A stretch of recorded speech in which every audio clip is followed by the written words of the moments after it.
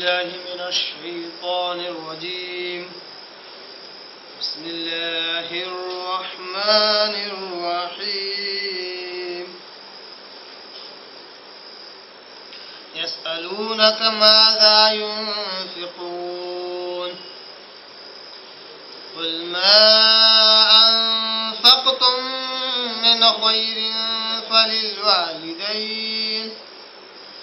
فللوالدين والأقربين واليتامى والمساكين وابن السبيل وما تفعلوا من خير فإن الله به عليم. صدق الله العظيم. نحمده ونصلي على رسوله الكريم. اما بعد. تمام قسم کی حمد و ثنا، تعریف، کبریائی، بڑائی اسے اللہ وحدہ لا شریک کے لیے لائق اور زیبا ہے. یہ ساری کائنات کا خالق، مالک، میرا اور آپ کا مربی ہے.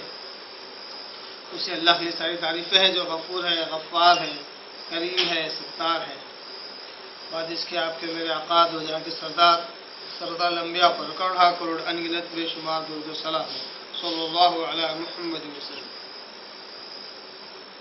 قابل احترام بزرگوں، عزیز دوستوں، نوجوان ساتھیوں، میرے پردہ نشین ماؤں اور بہنوں، قرآن مجید کی ایک آیت کی میں نے تلاوت کی ہے اور یہ آیت سورہ بقرہ سورہ نمبر 2 پارہ نمبر 2 اس کے رکو نمبر 26 کی آیت نمبر 215 ہے. رکو نمبر 26 میں کل 216 آیتیں ہیں، یعنی 200 آیت نمبر 216 پر رکو نمبر 26 مکمل ہوتا ہے. اور آج ہم نے جس آیت کی تلاوت کی ہے یہ آیت نمبر 215 ہے. یہ بھی اپنے مضمون اور معنی کے اعتبار سے اپنی جگہ منفرد ہے. اس کا کوئی خاص ربط پچھلی آیتوں سے نہیں ہے. اللہ تبارک تعالیٰ نے کہا یسألونک ماذا ينفقون. یسألونک، کوئی سأل، یسأل یعنی پوچھنا، سوال کرنا. یسألونک، اے محمد صلی اللہ علیہ وسلم کیا یہ لوگ آپ سے سوال کرتے ہیں؟ تو مخاطبت براہ راست آپ صلی اللہ علیہ وسلم سے ہے. آیت میں اللہ تعالیٰ مخاطب براہ راست اللہ کے رسول سے ہے. کہتا ہے کہ اے محمد صلی اللہ علیہ وسلم کیا لوگ آپ سے سوال کرتے ہیں ماذا ينفقون. ما یعنی کیا، ماذا یعنی کیا، ينفقون خرچ کرنا. اے محمد صلی اللہ علیہ وسلم کیا لوگ آپ سے سوال کرتے ہیں کہ کیا خرچ کریں. بڑا انوکھا انداز ہے اس آیت کا کہ سوال تو یہ ہے ماذا ينفقون کہ کیا خرچ کریں. اصل میں سوال کیا خرچ کریں سے زیادہ کہاں خرچ کریں ہے. مگر وہ عربی کا انداز ہے کہ کیا خرچ کرنے سے مراد خرچ تو کرنے کو تیار ہے مگر کہاں کہاں خرچ کریں، کون کون سے مصارف پر جہاں خرچ کریں. تو یہ کیا کے اندر یہ دونوں معنی آ گئے کہ مال کیسا ہو، مال کہاں سے ہو اور مال کہاں خرچ ہو. اس سارے معنی اس ماذا ينفقون میں آ گئے کہ کیا خرچ کریں. یسألونک ماذا ينفقون، اے محمد صلی اللہ علیہ وسلم آپ سے کیا لوگ یہ سوال کرتے ہیں کہ وہ کیا خرچ کریں اور کہاں خرچ کریں. یہاں پر تو ہے گویا کہ سوال مکمل ہو گیا. اللہ تعالیٰ اس کا جواب دیتا ہے، کہتا ہے قل، اے محمد صلی اللہ علیہ وسلم آپ لوگوں کے اس سوال کا جواب دیجیے. قل آپ کہیے ما انفقتم من خیر، ما یعنی جو کچھ، انفقتم تم خرچ کرو گے، من خیر اس سے پہلے بھی ایک معمہ اس سے پہلے ہمارے سامنے آیا ہوا ہے کہ لفظ خیر کے معنی عام طور پر بھلائی کے ہوتے ہیں، مگر قرآن مجید بعض جگہ اس لفظ کو مال کے طور پر استعمال کرتا ہے، پیسے کے طور پر استعمال کرتا ہے، دولت کے طور پر استعمال کرتا ہے۔ یہاں پہ بھی لفظ خیر دولت اور پیسے کے معنی میں، ماذا قل ما انفقتم من خیر، کہو کہ جو کچھ تم خرچ کرو مال و دولت میں سے، تو خیر کا ترجمہ کیا ہوا؟ مال و دولت میں سے، اپنی کمائی میں سے۔ ایک وجہ یہ بھی سمجھ میں آتی ہے کہ اللہ تبارک تعالیٰ مال و دولت کو خیر کہہ رہا ہے، یعنی بھلائی۔ کیوں؟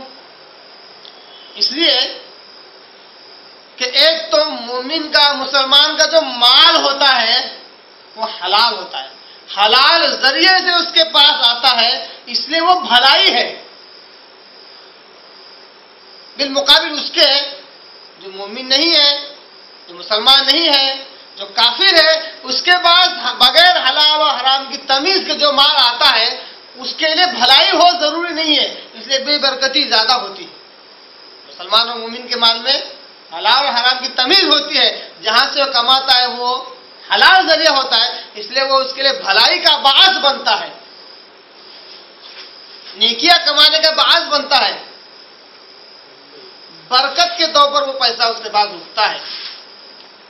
دوسرا خیرن کہا، یعنی یہ مومن کا یہ جو مال ہے یہ بھلائی ہے اس کے لیے، کیونکہ یہ جب بھی مال اس کے پاس آتا ہے تو بیجا صرف نہیں ہوتا، کہے نہ کہے سے وہ اس سے نیکیاں کماتا ہے۔ دیکھیے کیا بہترین نقطہ اللہ تبارک تعالیٰ نے اس آیت میں لفظ خیر استعمال کر کے دیا کہ مومن کا جو پیسہ ہے، مسلمان کا جو پیسہ ہے وہ بیجا خرچ نہیں ہوتا، جہاں خرچ ہوتا ہے وہاں سے ثواب اور نیکیاں لے کر آتا ہے، بھلائیاں لے کر آتا ہے۔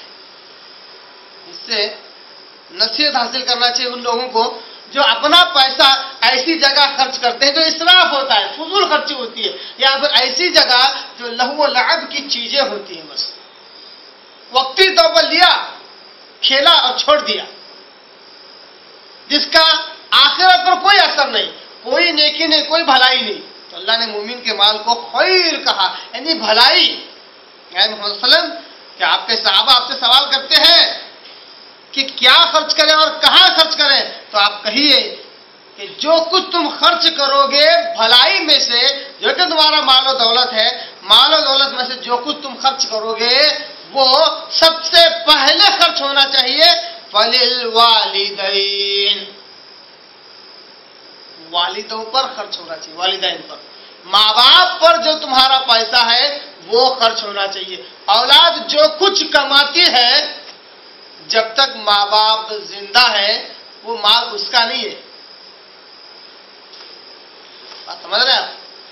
اولاد جو کچھ کماتی ہے جب تک ماں باپ زندہ ہے وہ مال اس کا نہیں ہے، اس کے ماں باپ کا ہے، کیونکہ انہوں نے اسے جنم دیا، پالا پوسا اور اس رتبے پر، اس مرحلے پر لا کر کھڑا کیا کہ وہ کمانے کے لائق بنا، ان کے بغیر اس کی کوئی وقت اور حیثیت نہ تھی، اس لیے اس کا جتنا مال ہے وہ سب کا سب اس کے ماں باپ کا ہے۔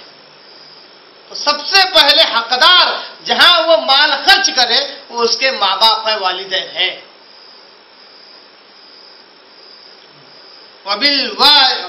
فَلِلْوَالِدَيْنِ، جہاں خرچ کرنا ہے سب سے پہلا مصرف کیا ہے؟ ماں باپ ہے۔ وَالْأَقْرَبِينَ، ماں باپ کا اگر یہ مرحلہ ہے اطمینان بخش ہو جائے کہ میرا پیسہ میرے ماں باپ پر اتنا خرچ ہو رہا ہے کہ اب وہ کافی ہو جا رہا ہے، ان کی ضرورتیں پوری ہو رہی ہیں، اب دوسرا مرحلہ، دوسرا مصرف ہے وَالْأَقْرَبِينَ، قریبی جو رشتے دار ہیں ان کی اتنی اہمیت ہے کہ ماں باپ کے بعد ان پر خرچ کرنا چاہیے۔ اب قریبی رشتے دار میں بھائی بہن، خالہ، چاچا، نانا، یہ سب آگے۔ بعض علماء والدین کے اندر دادا دادی کو اور ادھر سے نانا نانی کو بھی لے لیتے ہیں، کیونکہ یہ انہی کے وطن سے ہوتے ہیں۔ والاقربین، اور قریبی جو رشتہ دار ہیں ان پر اپنا مال خرچ کرو، والیتاما، اور یتیموں پر، والمساکین، اور مسکینوں پر، یتیموں پر خرچ کرنا ہے۔ آج تو یہ معاشرے سے یہ خیال بالکل محو ہو چکا ہے کہ سب سے پہلے یتیم کا صحیح معنی مفہوم نہیں پتہ ہے، صحیح ڈیفینیشن نہیں پتہ ہے، اور دوسرا معاشرے میں یتیم ڈھونڈنے پر بھی جلدی نہیں ملتے ہیں کیونکہ وہ نظر انداز کر دیے گئے ہیں۔ وہ چیز نظر آتی ہے جس پر دھیان دیا جائے، وہ چیز نظر سے غائب ہو جاتی ہے جو نظر انداز کر دی جائے۔ تو یتیم معاشرے سے غائب ہو چکے ہیں، بالکل ان پر لوگوں کی نظر نہیں ہے، یا پھر اس طرح انہیں معاشرے سے کچھ اس طرح آہستہ آہستہ الگ کر دیا جاتا ہے کہ ان پر خرچ کرنا مشکل ہو جاتا ہے۔ اللہ نے کہا یتیموں پر خرچ کرو، اور یہ جو یتیم ہے معاشرے کا سوسائٹی کا سب سے کمزور طبقہ ہوتا ہے، اس کا حق اللہ نے بہت زیادہ بتلایا ہے۔ معاشرے میں سب سے کمزور طبقہ اگر کوئی ہے تو وہ یتیم ہے، کیونکہ یہ اپنے ظلم کا بدلہ نہیں لے سکتا۔ باقی سارے، چاہے یتیم ہو، چاہے مسکین ہو، چاہے فقیر ہو، چاہے وہ پڑوسی ہو، چاہے کوئی رشتہ دار ہو، یہ اپنا حق وصول کر سکتے ہیں، اپنے اوپر ظلم کا بدلہ لے سکتے ہیں، اور یتیم ہی ایک ایسا طبقہ ہے سوسائٹی کا، معاشرے کا، جو اپنے نہ ظلم کا بدلہ لے سکتا ہے نہ اپنا حق وصول کر سکتا ہے۔ اس لیے اللہ نے قریبی رشتہ داروں کے بعد یتیموں کا ذکر کیا، کہا کہ یتیموں پر خرچ کرو۔ اس کے تعلق سے بہت ساری احادیث آتی ہے کہ آپ صلی اللہ علیہ وسلم کہتے ہیں کہ اگر کوئی شخص خرچ کرے مسکینوں پر، فقیروں پر، یتیموں پر، اور اگر وہ رشتہ دار ہے، رشتہ دار بھی ہے اور محتاج بھی ہے، تو اس شخص کو دوگنا اجر ملتا ہے، ایک قریبی رشتہ داروں پر خرچ کرنے کا اور دوسرا محتاج پر خرچ کرنے کا۔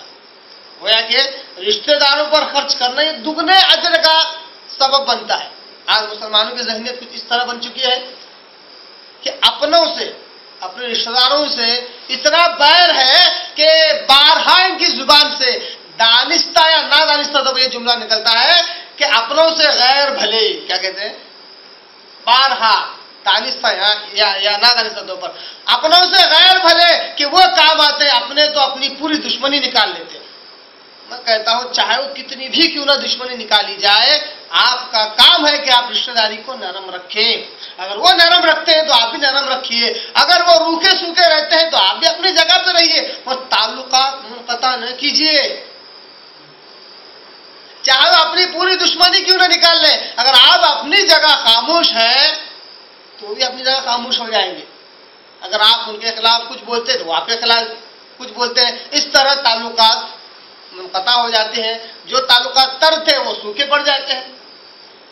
گویا کہ کہا گیا کہ قریبی رشتہ داروں پر خرچ کرو اور یتیموں پر خرچ کرو، جو کے معاشرے کا سب سے کمزور طبقہ ہوتا ہے، وہ مساکین، اور مسکینوں پر خرچ کرو۔ مسکین کی ڈیفینیشن آپ صلی اللہ علیہ وسلم نے حدیث میں تعریف یوں بیان کی، کہا کہ مسکین وہ نہیں ہے جو ایک نوالا دو نوالے کے لیے ہاتھ پھیلاتا پھرے لوگوں کے آگے۔ قرآن مجید میں ایک آیت بھی اسی قسم کی۔ مسکین وہ نہیں ہے جو ایک نوالا دو نوالے کے لوگوں کے آگے ہاتھ پھیلاتا پھرے، بلکہ مسکین وہ ہے کہ وہ دن بھر جو کمائی کرتا ہے اور جو بدلہ اور جو اجرت اس کو ملتی ہے، اس سے اس کا گھر بار کا خرچہ پورا نہیں ہوتا ہے، کم پڑ جاتا ہے جو کچھ وہ کماتا ہے، مگر اس کے باوجود بھی وہ لوگوں کے آگے ہاتھ نہیں پھیلاتا، شرمندگی کی وجہ سے، شرم کی وجہ سے، آج کی وجہ سے لوگوں سے مانگتا نہیں، اور انہیں دیکھنے پر لوگ یہ نہیں معلوم ہوتا ہے کہ یہ محتاج ہے، یعنی اپنی صورت بھی اس طرح نہیں بناتے کہ لوگ سمجھ لیں کہ یہ محتاج ہے اور دے دے، اپنی صورت بھی نہیں بناتے۔ آپ نے کہا یہ ہے مسکین، انہیں ڈھونڈا جاتا ہے، انہیں تلاش کیا جاتا ہے، تلاش کر کے انہیں دیا جاتا ہے، وہ آپ سے نہ کہیں گے، آگے پیچھے ہوں گے، مگر اس کی ضرورت، اس کے حال چال سے ہم واقف ہوتے ہیں، اس لیے اس پر خرچ کرتے ہیں۔ یہ ہے مسکین۔ وہ ابن السبیل، اور ابن یعنی بیٹا، سبیل یعنی راستہ، راستے کے بیٹے پر، یعنی مسافر پر خرچ کیا جائے.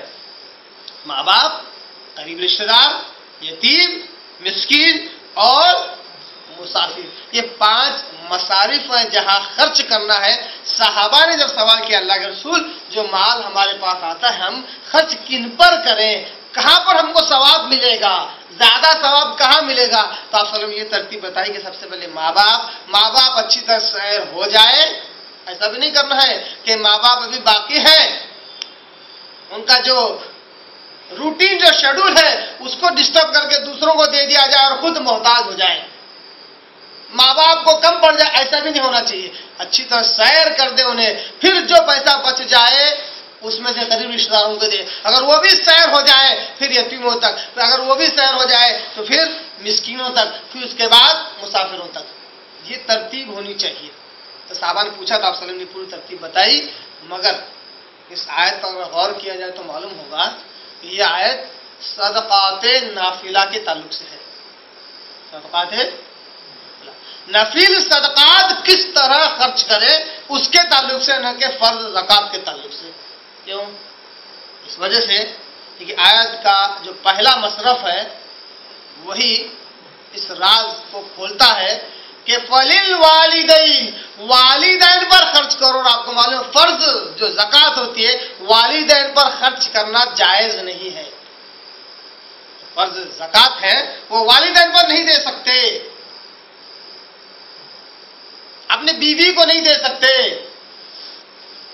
اپنی اولاد کو نہیں دے سکتے زکوٰۃ، تو والدین پر خرچ نہیں کر سکتے. اس لیے یہ جو 5 مصارف ہیں وہ جو سورہ توبہ میں بیان کیے گئے وہ فرض زکوٰۃ کے ہیں 8 مصارف. یہاں جو 5 مصارف بیان کیے گئے ہیں یہ صدقات نافلہ، نفل صدقات کے خرچ کرنے کے تعلق سے ہے.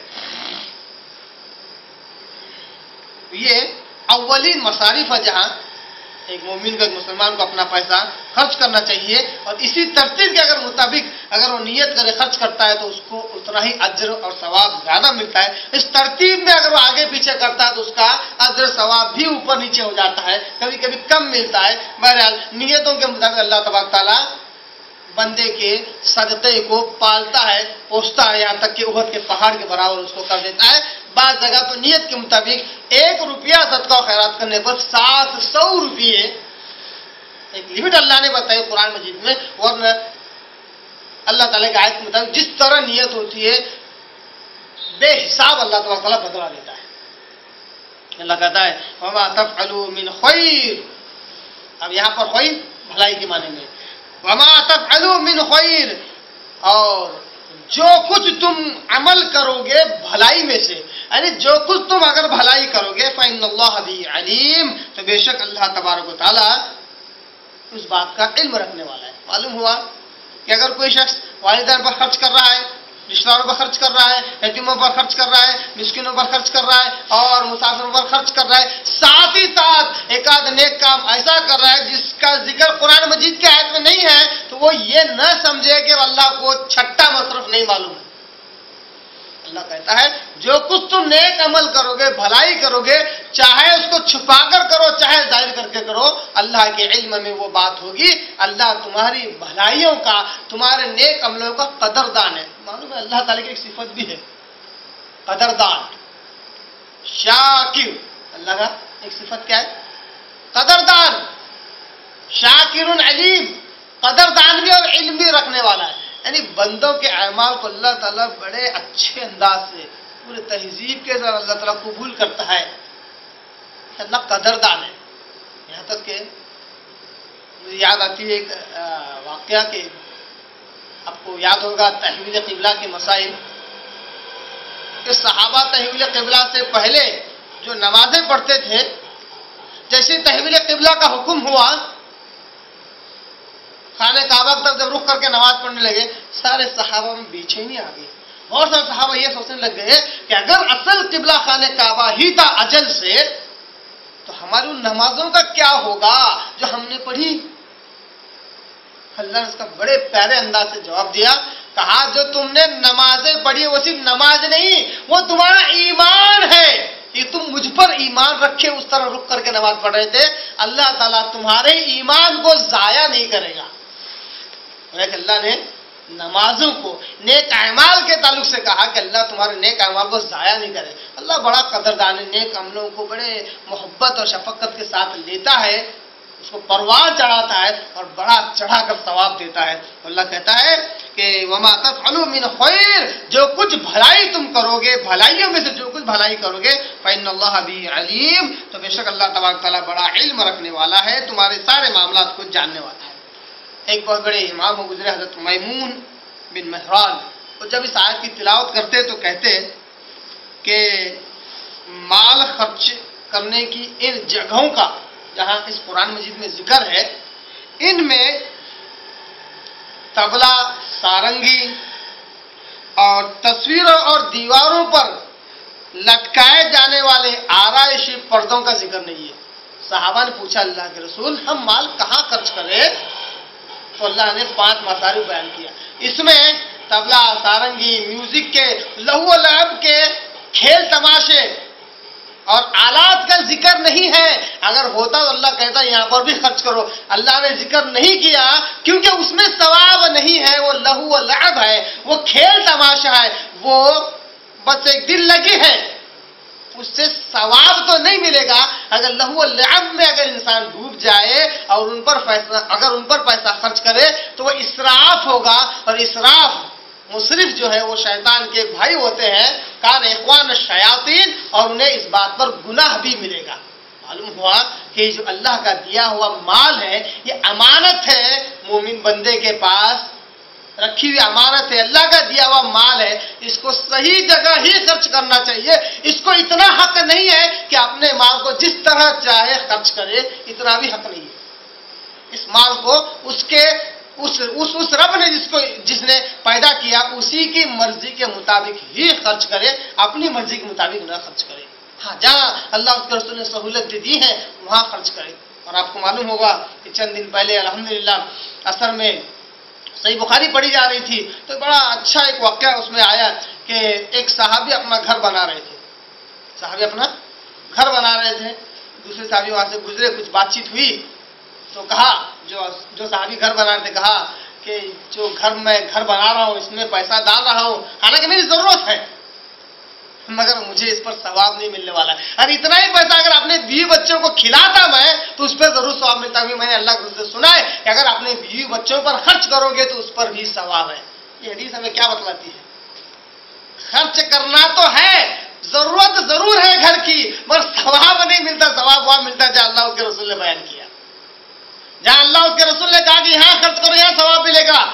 بیوی کے منہ میں اگر ایک نوالا ڈالے اس پر بھی ثواب ملے گا، اس کو کھلائے پلائے، اس کو پہنا اڑائے تو بھی ثواب ملے گا۔ یہاں تک کہ حدیث میں آتا ہے کہ آپ صلی اللہ علیہ وسلم نے کہا کہ انسان کہتا ہے میرا مال میرا مال میرا مال میرا مال، اللہ رسول کہتے تیرا مال ہے کیا؟ جو کچھ تو نے کھایا وہ تیرا مال ہے، جو کچھ تو نے پہن کر بوسیدہ کیا وہ تیرا مال ہے، باقی کا سب اور جو کچھ تو اللہ کے راہ میں خرچ کرے وہ باقی رہنے والا ہے۔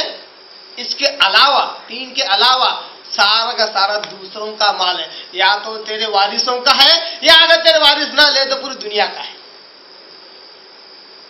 معلوم ہوا کہ یہ جو مال مومن مسلمان کے پاس، اللہ کے بندے کے پاس دیا گیا ہے، اس کو بھی صحیح ڈھنگ سے، صحیح طور طریقے سے، صحیح نہج سے اس کو خرچ کرے تاکہ اس کا یہ مال اس کے لیے قرآن کی آیت کے مطابق خیر یعنی بھلائی ہو، ثواب کمانے کا ذریعہ ہو۔